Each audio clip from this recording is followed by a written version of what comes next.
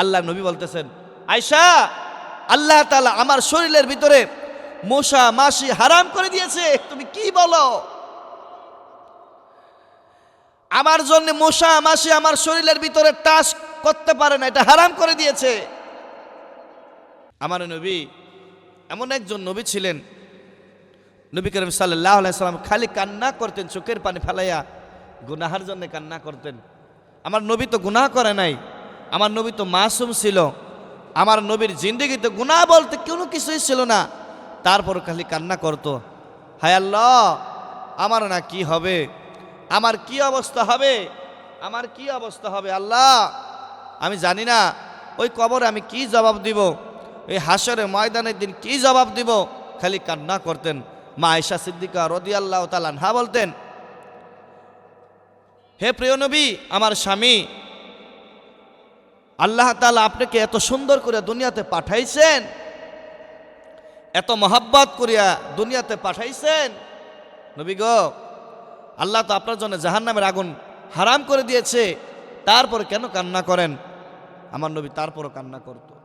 অথচ আমরা গুনাহ করতে করতে জীবনটাকে শেষ করে দিয়েছি, অন্তরটাকে কালো করে দিয়েছি। হারাম, ঘুষ, ব্যভিচার, মিথ্যাচার করতে করতে জীবনটাকে শেষ করে দিয়েছি। অন্য নারীর সাথে পরকীয়া করতে করতে, চোখের গুনাহ করতে করতে জীবনটাকে শেষ করে দিয়েছি। সুদ, ঘুষ, সুদ কি পরিমাণ খেতে হয়, সুদ থেকে আমরা বাঁচতে পারি না, ঘুষ থেকে বাঁচতে পারি না। হারাম উপার্জন করি, নিজের সন্তানকে হারাম উপার্জন খাওয়ানো হয়, নিজের সন্তান কিভাবে মানুষের মতন মানুষ হবে? আজকে সরকারি চাকরি করে সরকারি জীবীরা, আজকে তারা ঘুষের টাকা এমন পরিমাণ খায় বলার মতো না। তারপরে কি করে?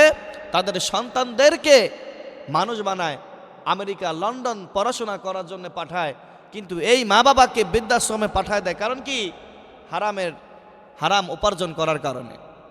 আল্লাহ পাক রব্বুল আলামিন বলে, দেখো তোমরা যা করবা, যতটুকু করবা অতটুকুই পাবা, যে যা করবে সে তাই পাবে।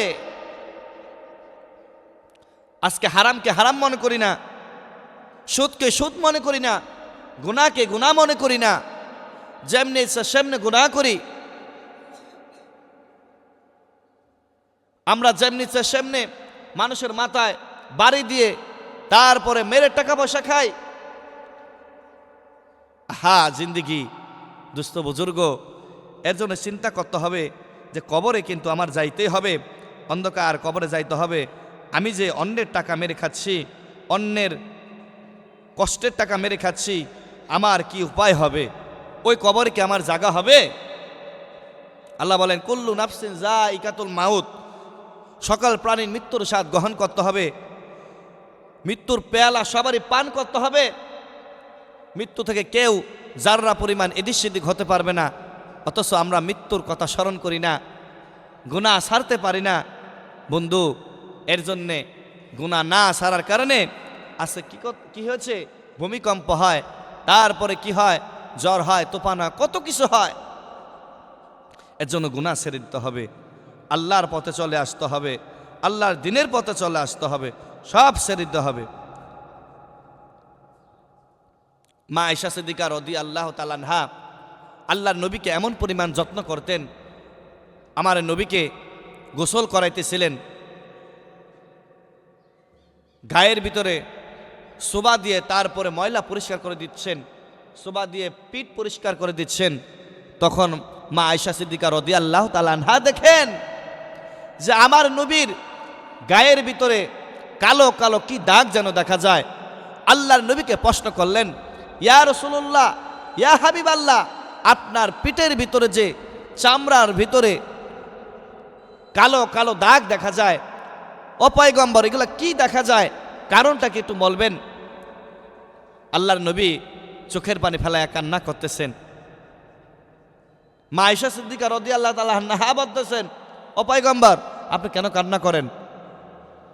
আপনার কি ছোট যখন ছিলেন তখন কি বসন্ত দাগ হয়েছে, বসন্ত হয়েছিল, হাম হয়েছিল নাকি?